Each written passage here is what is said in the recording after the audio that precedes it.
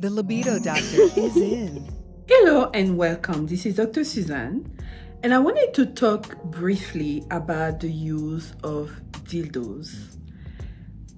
Medically, they are recommended for some pathologies. If, for example, a woman has dyspareunia, which is pain during sexual intercourse because of contractures of her vagina, we could use them to dilate her feminine flower in order to help her enjoy intercourse better. If, for example, you had surgery in your pelvis or your vagina area, we can also recommend that to help dilate and retrain your muscles. Now, I would like to talk about the use of the dildos in the married couple, all right? And I want to highlight 3 aspects that can be influenced by that use. The first one is your physiology. The second one is the emotions. And the third one is the spiritual. Talking about the first one, you have to understand that dildos are foreign bodies. They are foreigners. They're just coming from somewhere. So it's not anything natural, meaning that they are coated with chemicals. And those chemicals do 2 things. First of all, they cause an abrasion in your very delicate cells inside your flower. Abrasion means, like when you're scratching yourself so much and you having exfoliation. How can I say that? Abrasion, something really harsh. That's what it does. That's the first thing. And then the second thing it does, those chemicals get deposited inside your vagina and will cause some changes in your hormonal balance that you may not necessarily notice initially, but with time and depending on the frequency of your use, there's going to be an accumulation. You need to know that whatever you put inside of you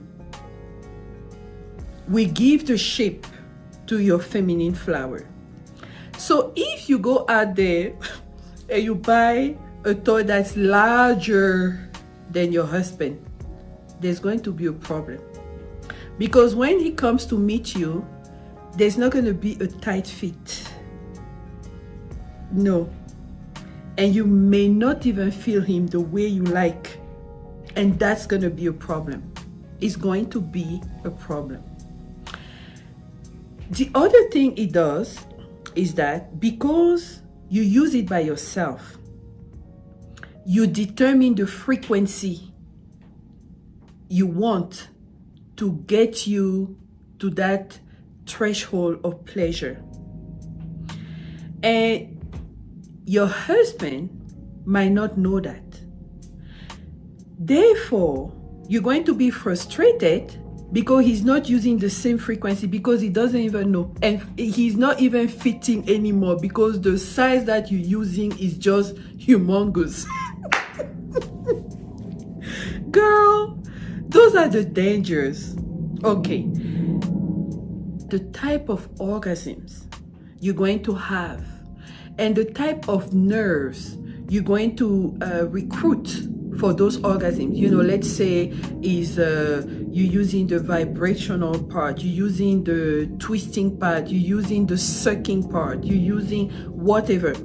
It's going to recruit different types of nerve cells that will give you different types of orgasms that are humanly impossible to reproduce.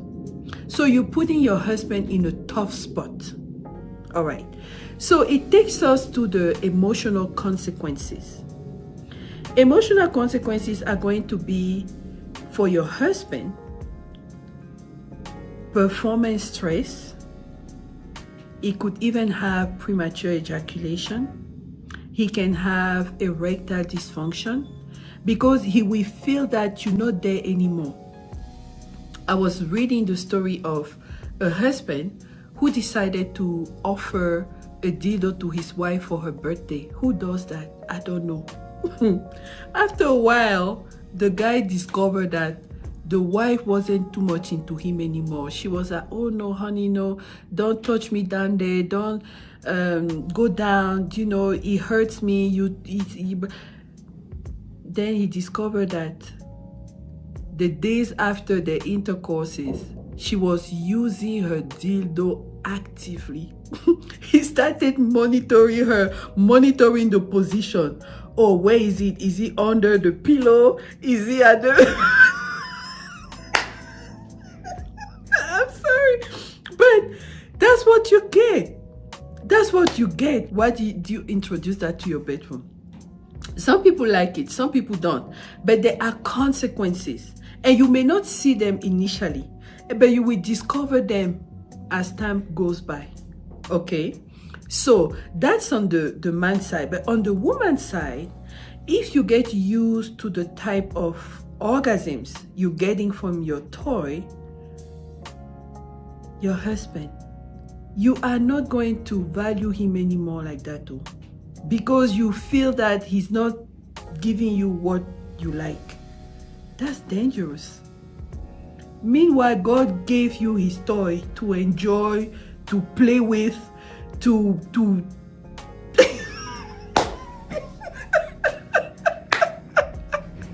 Anyway, the third thing is the spirit. Whenever you guys come together in marriage to have intercourse, you need to know that it's not just two bodies coming together. It's two bodies physically, it's two souls and two spirits, because we are tripartite, the body, the soul, and the spirit. We come together and we just have a, deep fusion. But then there's another spirit around.